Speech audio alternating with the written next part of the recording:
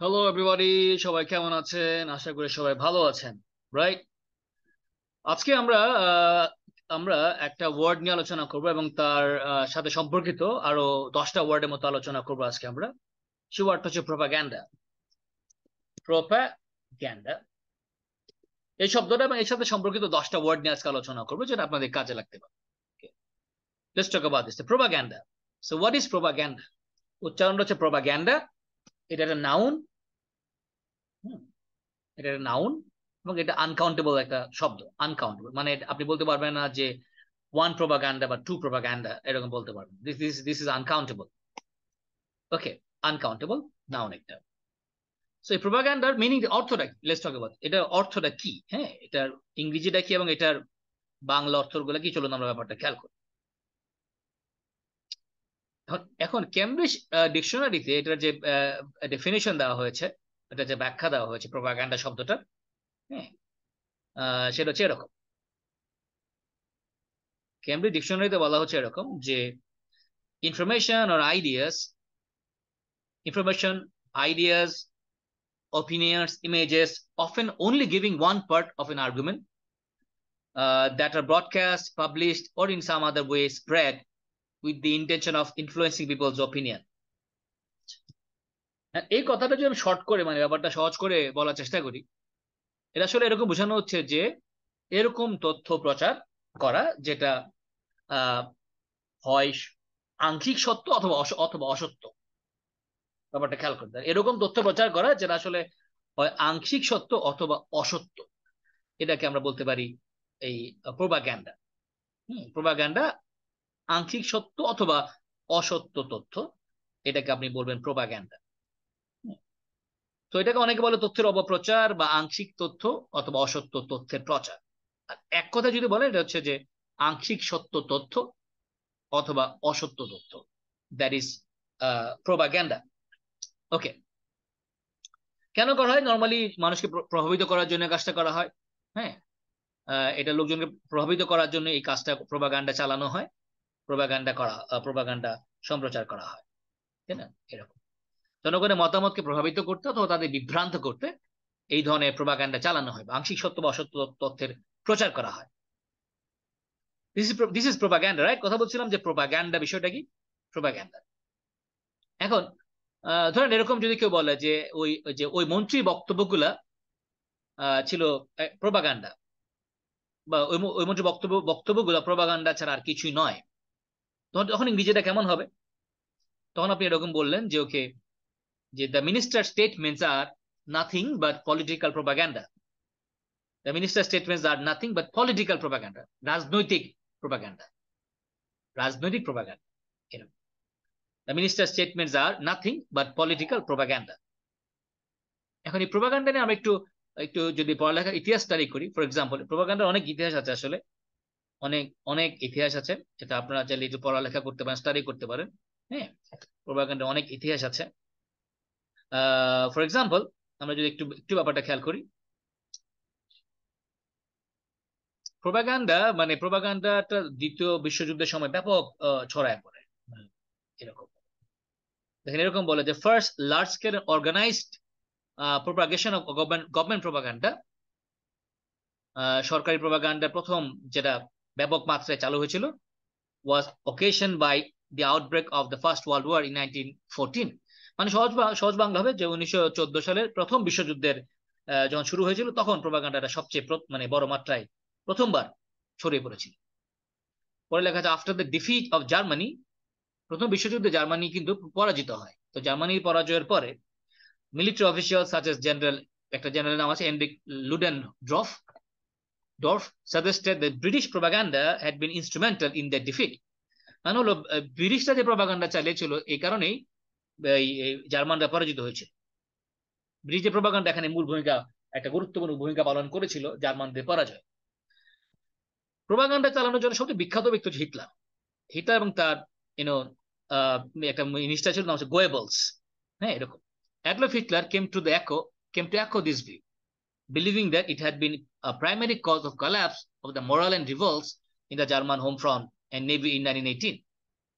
এরকম হিটলার মনে করেছিল যে প্রোপাগান্ডার কারণেই মানুষের তাদের মোরালি তাদের তাদের যে মোরাল, হ্যাঁ, এটা এটা নষ্ট হয়ে গেছিল, ধ্বংস হয়ে গেছিল, এরকম বোঝানো হচ্ছে। এনিওয়ে, প্রোপাগান্ডা নিয়ে অনেক অনেক গল্প আছে, এটা আপনারা কিন্তু স্টাডি করতে পারেন। হ্যাঁ, এবং গোয়েবলস প্রোপাগান্ডা বলে একটা কনসেপ্ট আছে, যেটা হিটলারের যে মন্ত্রী, এক মন্ত্রী, সে এটা পরিচালনা করেছিল।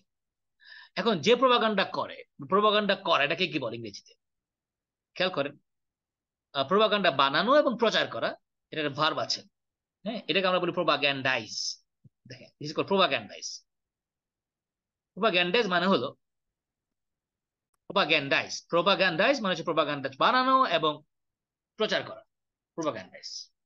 প্রোপাগান্ডা, কেউ যদি প্রোপাগান্ডা বানায় এবং প্রচার করে, তো সে প্রোপাগ্যান্ডাইজ করছে, এরকম প্রোপাগ্যান্ডাইজ।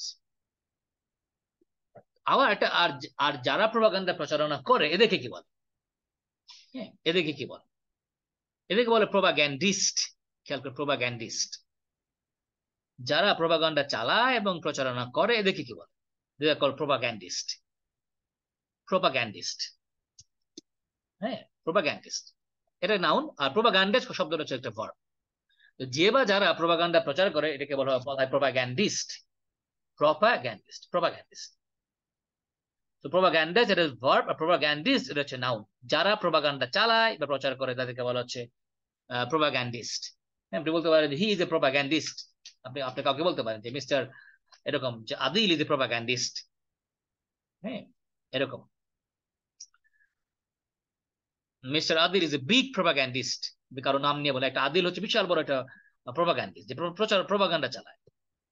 Mister Adil is a big propagandist for the, হতে পারে ফর দ্য গভর্নমেন্ট, এরকম বলতে পারে, গভর্নমেন্টের জন্য বা এরকম কোনো অর্গানাইজেশনের জন্য। Mister Adil is a big propagandist, right? তো আমরা দেখছিলাম প্রোপাগান্ডার সাথে আরো কিছু কথাবার্তা কানেকশন আছে। যেমন ধরেন, এই যে ইনফরমেশন ছড়ায় দেওয়া, এটাকে ইংরেজিতে কি বলে? হ্যাঁ, ইনফরমেশন ছড়ায় দেওয়া এটাকে বলছে আমরা ডিসেমিনেট করা। ইনফরমেশন ছড়ায় দেওয়া এটাকে বলে ডিসেমিনেট করা। এটা, এই শব্দটা খুবই প্রচলিত। আপনি যখন প্রোপাগান্ডা নিয়ে কথা বা ইনফরমেশন নিয়ে আলোচনা করবেন, বা কোথাও যদি আইএলটিএস পরীক্ষাতে কোনো কিছু লেখেন, এটা হতে পারে রাইটিং ক্লাস 2-তে হয়তো লিখতে পারেন, স্পিকিং হয়তো ইউজ করতে পারেন। এবং ডিসেমিনেট মানে হচ্ছে প্রচার করা বা ছড়িয়ে দেওয়া। ডিসেমিনেট, হ্যাঁ, ডিসেমিনেট হচ্ছে প্রচার করা অথবা ছড়িয়ে দেওয়া। ডিসেমিনেট, এরকম। তখন আপনি এরকম বলবেন যে ইউনো যে দে ডিসেমিনেটেড ইনফরমেশন, রং ইনফরমেশন। দে ডিসেমিনেটেড রং, ভুল তথ্য প্রচার করেছিল। দে ডিসেমিনেটেড, তারা, দে ডিসেমিনেটেড রং ইনফরমেশন। তারা ভুল তথ্য ছড়িয়ে দিয়েছিল বা প্রচার করেছিল। দে ডিসেমিনেটেড রং ইনফরমেশন। আমি পাস্ট টেন্স ইউজ করেছি। আপনি এটাকে হয়তো এরকম বলতে পারেন যে দে হ্যাভ ডিসেমিনেটেড, তারা ছড়িয়ে দিয়েছে wrong information. They have disseminated wrong information. আপনি এরকম প্রেজেন্ট পারফেক্ট টেন্সও বলতে পারেন, তারা ছড়িয়ে দিয়েছে ভুল তথ্য। They have disseminated wrong information কোনো কিছু অ্যাবাউট সামথিং, কোনো কিছু সম্পর্কে। হ্যাঁ, alright, they have disseminated wrong information about IELTS. হতে পারে না এরকম? they have disseminated wrong information about IELTS. আচ্ছা, এখানে একটা ডিসেমিনেটের সাথে খুব প্রচলিত, খুব কমন একটা ওয়ার্ডস আছে যেটা আপনারা শিখে রাখতে পারেন, সেটা হচ্ছে ডিসেমিনেশন, কোনো কিছু প্রচার। হ্যাঁ, ডিসেমিনেশন, এটা আপনারা ইউজ করতে পারেন। ডিসেমিনেশন কোনো কিছু প্রচার, কোনো তথ্যের প্রচার। দ্য ডিসেমিনেশন অফ ইনফরমেশন, তথ্যের প্রচার। দ্য ডিসেমিনেশন অফ ইনফরমেশন, তথ্যের প্রচার। ওকে, এখন এই সোশ্যাল মিডিয়াতে একটা প্রচলিত শব্দ আছে, সেটা হচ্ছে ডিসইনফরমেশন। খুবই প্রচলিত শব্দ, সেটা হচ্ছে ডিসইনফরমেশন। যেমন একটা আছে মিস ইনফরমেশন, এরকম বলে ডিসইনফরমেশন। সবাই খেয়াল করবেন, ডিসইনফরমেশন বলে একটা কথা আছে। What is this? ডিসইনফরমেশন।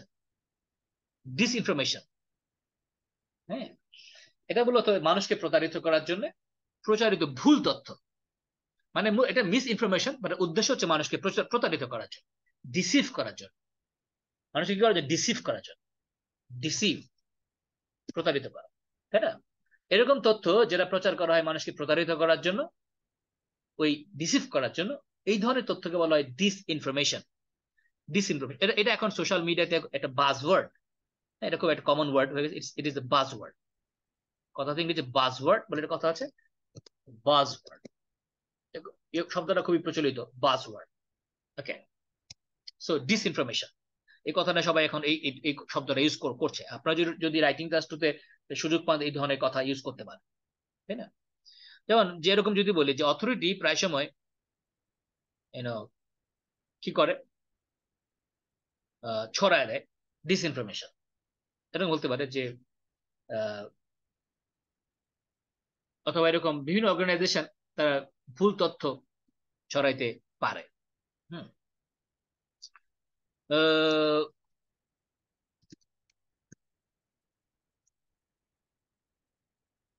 যে বিভিন্ন ডিফারেন্ট পার্টিস, বিভিন্ন বিভিন্ন পার্টি অনেক সময় আহ ভুল তথ্য ছড়ায় দেয়, তাই না? এরকম ভুল তথ্য ছড়ায় দেয় এরকম, যেটা আমরা এরকম ইংরেজি দেখতে পারি, খেয়াল করেন সবাই। আমরা যদি একটা সেন্টেন্স এটা ইউজ করি তাহলে কেমন হবে? The different parties often spread disinformation to convince the general people, হ্যাঁ, মানে লোক, জেনারেল লোকদেরকে কিছু বোঝানোর জন্য তারা হয়তো ভুল তথ্য তারা প্রচার করে। Different parties often spread, spread মানে ছড়ায় দেওয়া, স্প্রেড ডিসইনফরমেশন, হ্যাঁ, spread disinformation to convince the general people. আচ্ছা, কিছুক্ষণ আগে একটা ওয়ার্ড শিখেছিলাম আমরা, সেটা ছিল dissemination, disseminate. Spread and disseminate এটা কিন্তু শুনানি। স্প্রেড মানে ছড়ায় দেওয়া, তো ডিসেমিনেট এখানে একই অর্থে আমরা ইউজ করতে পারি, disseminate, disseminate. Different parties often disseminate disinformation to convince the general people. Okay, but spread, spread মানে আমরা জানি ছড়ায় দাও। ওকে, আমরা 10টা ইনফরমেশন দেখবো, সব 10টা কি দেখবো, এক্সপ্রেশনস দেখবো। ওকে, এরপরে দেখি আমরা 6-7।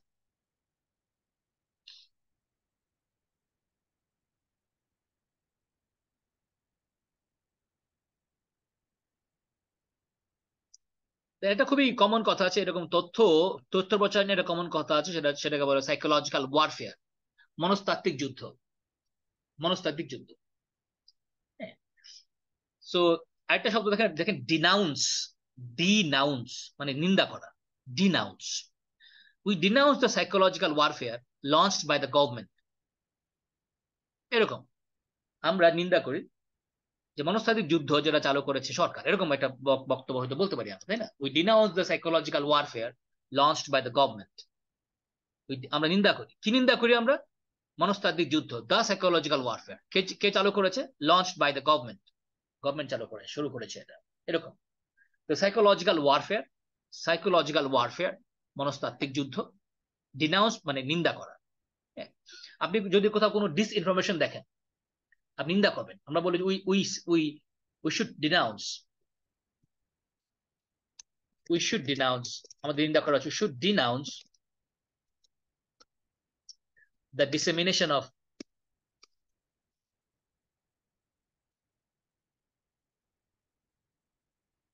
অথবা দ্য স্প্রেড অফ ডিসইনফরমেশন, তাই না? We should denounce the spread of dissemination, হ্যাঁ, sorry, we should denounce the dissemination of disinformation, we should denounce the spread of disinformation, এরকম বিস্তার। এখানে আমরা ডিনাউন্স ডিসেমিনেশনের জায়গায় স্প্রেড কথা ইউজ করতে পারি, তাই না? we should denounce the spread of disinformation, we should denounce the dissemination of disinformation, we should denounce the spread of disinformation. Okay, psychological warfare যেটা বাংলা কলম আমরা, মনস্তাত্ত্বিক যুদ্ধ। আচ্ছা, খুবই একটা কমন কথা কথা আছে, সেটা আমাদের বাংলায় আমরা বলি, সেটা সেটা সেটা হচ্ছে নাশকতা, তাই না? অথবা নাশকতামূলক কর্মকাণ্ড, এরকম। এখন নাশকতামূলক এই যে কথাটা বা নাশকতা, এই যে এটা ইংরেজিটা কি হতে পারে? চলুন ব্যাপারটা খেয়াল দেখে আসি আমরা।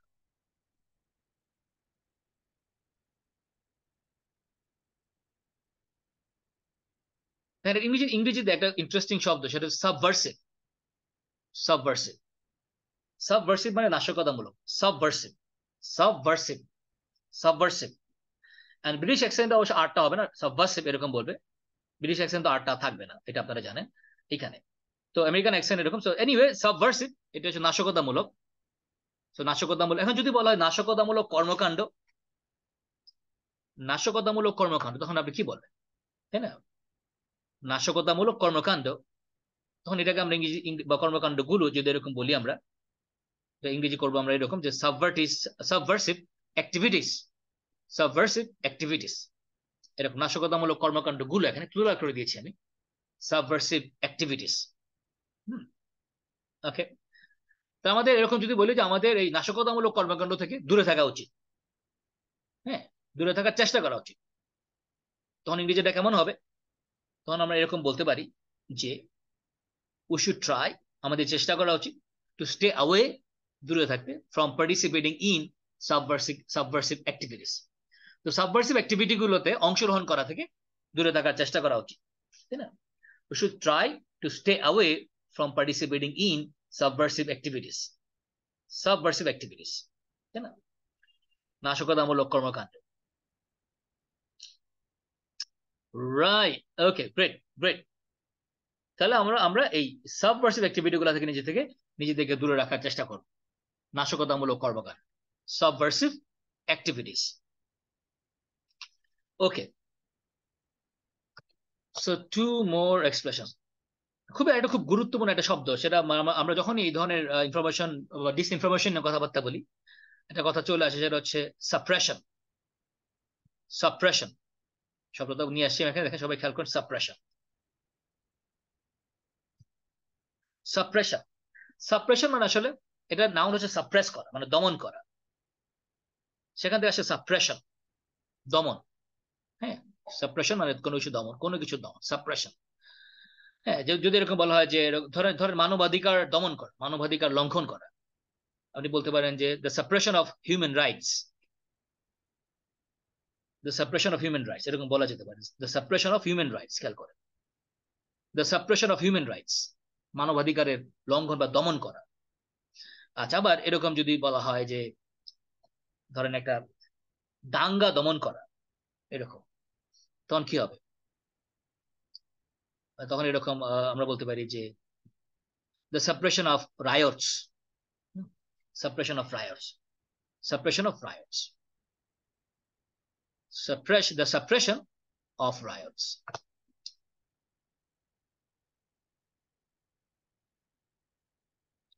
এখন ধরুন আমরা এই মানবাধিকার লঙ্ঘন, সাপ্রেশন অফ হিউম্যান রাইটস, এটা নিয়ে যদি আমরা এটা আমরা আমরা একটা সেন্টেন্স বানাই, তাহলে কেমন হবে? The suppression of human rights by the autocratic government is evident everywhere. সব জায়গায় এটা evident. The suppression of human rights by the autocratic government is evident everywhere. ওকে, অনেক সময় এই মানে মানবাধিকারের লঙ্ঘন, এটাকে বলে ভায়োলেশন অফ হিউম্যান রাইটস, এরকম বলে। হ্যাঁ, the violation of human rights, এটা এটা বলা যায়, এটা খুব কমন ইউজ। হ্যাঁ, ভায়োলেশন অফ হিউম্যান রাইটস, মানবাধিকারের লঙ্ঘন, তাই না? Right, okay, the violation of human rights. আমরা বাক্যটা কি বানালাম? The suppression of human rights by the autocratic government is evident everywhere. Human rights এর লঙ্ঘন, এটা এটা সব জায়গায় এভিডেন্ট, স্পষ্ট। ওকে, এরপরে আমরা আমাদের আজকে লাস্ট এক্সপ্রেশনে চলে আসি। চলুন আমরা লাস্ট এক্সপ্রেশনটা দেখেছি, এটা খুব মজার একটা ওয়ার্ড। হ্যাঁ, একটা খুবই কমন কথাবার্তা ইদানিং চলছে, সেটা হচ্ছে উস্কানিমূলক কথাবার্তা, তাই না? উস্কানি, এই উস্কানিমূলক এটা ইংরেজিটা কি হতে পারে? Let's talk about this. হ্যাঁ, চলো ব্যাপারটা খেয়াল, উস্কানিমূলক ব্যাপারটা কি হতে পারে?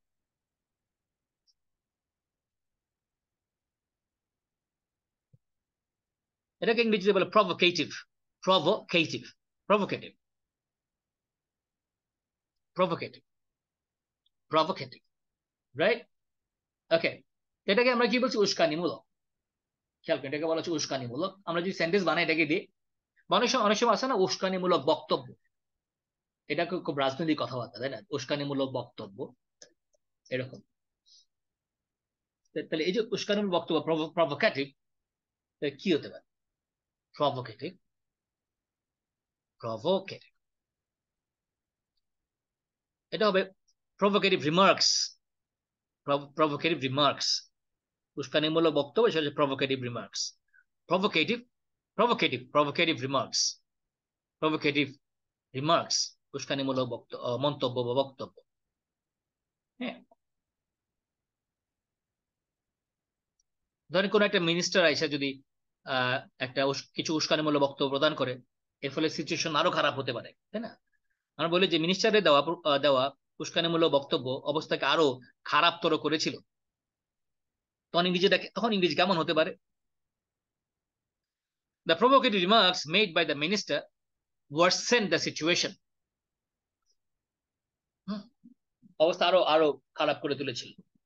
হ্যাঁ, আবার এরকম যদি বলি যে provocative remarks made by the chairman, হ্যাঁ, made by the chairman, the provocative remark মানে উস্কানিমূলক বক্তব্য দিয়েছিল, হ্যাঁ, ফলে পরিস্থিতি আরো খারাপ হয়েছিল। worsened the situation, খারাপ থেকে খারাপতর হওয়া। রাইট? সো উস্কানিমূলক বক্তব্য ইংরেজি হচ্ছে প্রভোকেটিভ রিমার্কস। এগুলো আজকে আমাদের 10টা এক্সপ্রেশন। হ্যাঁ, আশা করি এটা আপনাদের কাজে লাগবে। Thank you so much everybody.